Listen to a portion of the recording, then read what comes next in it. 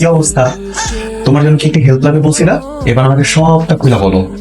আমার বউ, ও তো ঘুমাচ্ছে, ও তো টের পাবে না, তুমি বলো বলো। আই বদমাস, দরজা খোল, দরজা খোল, দরজা খোল, দরজা খোল, দরজা খোল, দরজা খোল।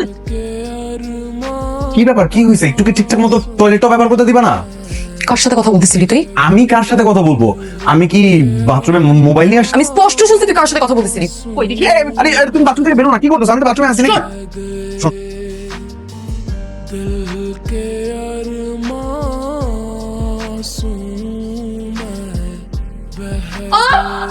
মা, মা, মা, কি ব্যাপার বৌমা? কি এত রাতে আবার কি হলো? মা, কুরবানির ঈদে গরু জবাই করার সময় আমরা যে ছুরিটা ব্যবহার করি, ওই ছুরিটা কই? বৌমা কি হয়েছে? ওই ছুরি দিয়ে আজকে আপনার ছেলেকে আমি জবাই করবো। ও কি করছে জানেন? আমি যখন ঘুমাচ্ছিলাম তখন ও ওয়াশরুমে গিয়ে অন্য নারীর সাথে পরকীয়া করতেছিল। কি? না মো, এরকম কিছু আমি করি নাই তো। আমার একটা বান্ধবী হেল্প চাই ফোন দিছিল আর কি, আমি ওর সাথে একটু কথা বলতেছিলাম ওখানে। বাথরুমে বসে কেন তোর কথা বলতে হবে? বাড়িতে কি অন্য কোনো জায়গা ছিল না?